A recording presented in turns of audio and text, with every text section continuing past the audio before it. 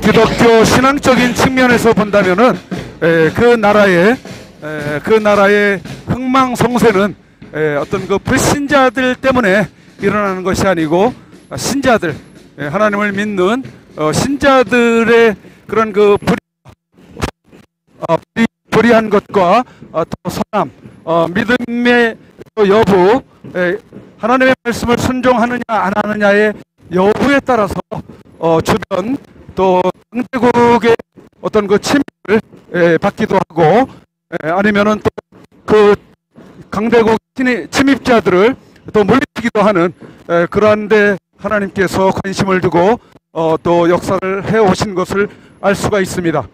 대한민국에도 1000만이나 되는 캐톨릭 신자들, 기독교 신자들 이렇게 있다고 하는데, 근 20%나 그 신앙을 가지고 있는 신자들이 제 역할을 하지 못할 때에 그 국가의 나라의 어려움은 오고 또 사라지고 한다 할 것입니다.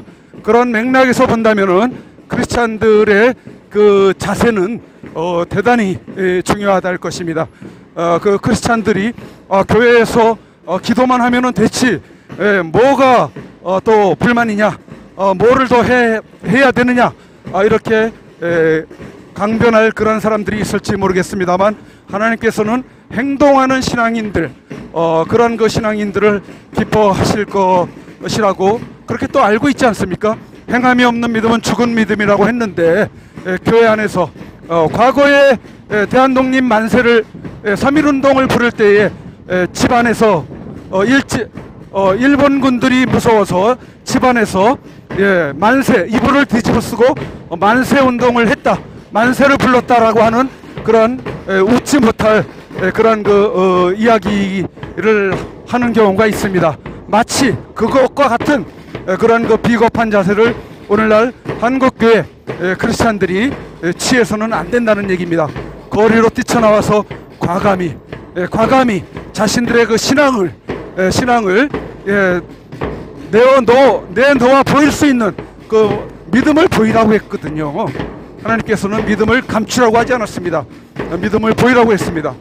그래서 하나님께서는 100세의 아브라함에게 귀한 아들을 주셨습니다. 주셨는데 그 아들을 모리아 산으로 가서 바치라, 제물로 바치라고 했습니다. 그럴 때에 그 아브라함은 아무런 불평과 불만을 표하지 않고 순종을 했습니다. 믿음을 보였던 것입니다.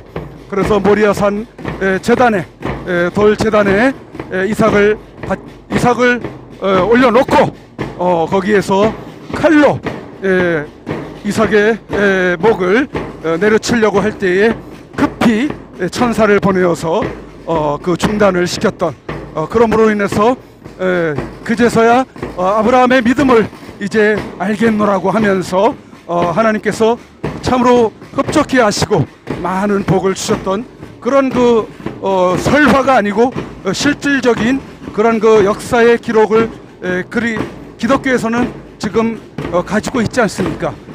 그런데 오늘 이러한 그 시대에 접어들면서 그러한 선조들의 그러한 그 신앙은 다 식어지고 그저 입으로만 믿음이 있노라고 외치는 그런 그 모습들을 보이고 있는데, 이것은 명백히 잘못된 오류라고 말씀을 드리고 싶습니다.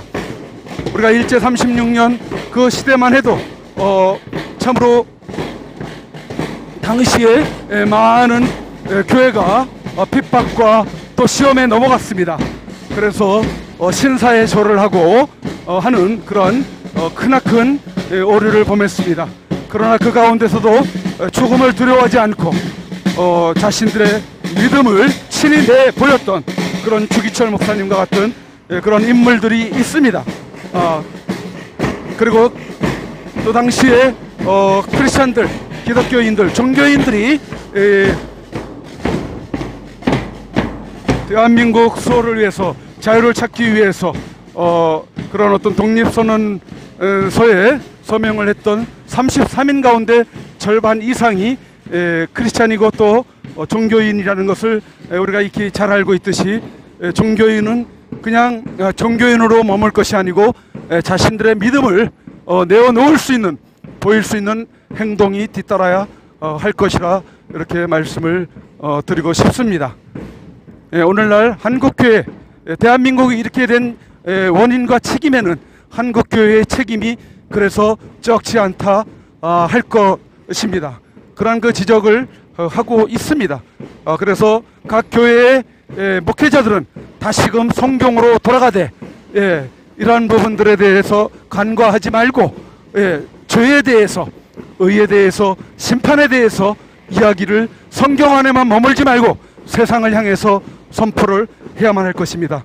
악한 정권이 들어섰으면 이 악한 정권을 향해서 외쳐야 되는데, 메시지를 전해야 되는데, 그쵸? 다니엘의 믿음이 어떻고 또 누구의 믿음이 어떻고 뭐 그런 이 악한 정권을 향해서 지적을 하기보다는, 그 죄에 대해서 지적을 하기보다는, 말하기보다는 그저 지혜를 달라고 이따위로 기도하는 목회자가 있습니다. 악한 자에게 지혜를 두게 되면은 어떻게 되겠습니까? 악에 대해서 더 지혜가 발달이 되는 겁니다.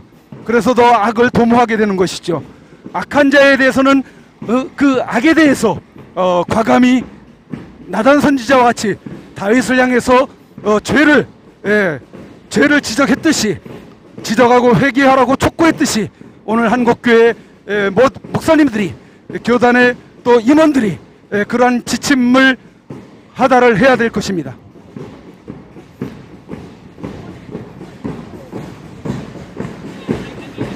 너무나도 기가 막힌 그런 상황이다 보니까 계속해서 오늘 한국교회에 대한 자성의 목소리를 갖기 위한 그런 그 이야기가 여기 서초 1교 100m를 앞두고까지 서초역 사거리에서부터 오면서 줄곧 그런 이야기를 했습니다. 교회는 세상의 빛과 소금의 역할을 해야 된다고 했습니다. 교회가 빛과 소금의 역할을 하기는커녕 두렵고 무섭고 겁을 내어서 그저 교회 안에만 머물러 있는 그러한 모습을 보여서는 안 되겠습니다. 오히려 신앙이 없는 넌 크리스찬들이 세상으로 나와서 자유를 달라고, 자유를 지켜야 된다고, 자유를 회복해야 된다고 이렇게 목소리를 외치고 있을 때 얼마나 부끄럽습니까? 오히려 교회가 그 역할을 감당을 해야 되는데 도저히 감당을 못하고 있습니다. 일부 소수의 목회자들만 그런 어떤 그 목소리를 외치고 있는 것입니다. 대형교회가 나와가지고 또는 주일날 설교 때마다 세상의 약한 정권을 향해서 메시지를, 설교를 한다면은 교인들이 깨어나는데 큰 역할을 할 것이지만 그렇게 지금까지 잘 해오지를 못하고 있는 것입니다. 그런데 최근에 잠깐 유튜브 영상을 통해서 봤는데 그 순복음, 여의도 순복음교회에서 이용훈 목사님이 그러한 이 정권을 향해서 비판하는 메시지를 했다. 그런 그 영상이 올라와서 내심으로 기쁜 그런 그 마음을 가진 적이 있습니다. 하나님께서 하시면 닫힌 문을 열 사람이 없습니다. 하나님이 닫으시면 열 사람이 없고 열으시면 닫을 사람이 없는 것입니다. 우리 대한민국을 하나님께서 공의롭게 해주셔서 이제 문을 열어주셔야 됩니다. 지금 이렇게 갈라지고 대립하고 하는 이 모든 잘못된 모습에 이 폐쇄된 사회를 주님이 여셔야 됩니다. 하나됨을 이루어야 됩니다. 국민 대통합을 이루어야 됩니다. 다음의 지도자는 국민 대통합을 이루고 그리고 과감하게 권력을 내려놔야 됩니다. 지금처럼 5년 동안 권력을 독점해서 세계 어디서 볼 수 없는 입법, 사법, 행정 3권을 다 쥐고 있는 대통령은 대한민국밖에 없습니다. 미국의 대통령이 그 막강한 세계 최대 권력을 갖고 있어도 국회 앞에서 쩔쩔맵니다. 대통령이 임명하라도 국회에서 부결시키면 임명을 못합니다. 권력 구조를 바꿔야 됩니다. 안 바꾸면 이 나라에 미래가 없습니다. 이제 우리나라 국민이 바보가 아닙니다. 어쩔 수 없이 상황적으로 그렇게 될 수가 없었지만 이젠 바뀌어야 됩니다. 바뀌어서 이 대한민국이 만세반석 위에 서게 만들어야 되는 것입니다. 이렇게 대형교회가 세상의 지배를 당하는 것이 아니라 오히려 세상을 다스려 나갈 수 있는 그런 그 역할을 톡톡히 해줘야만 할 것입니다. 예.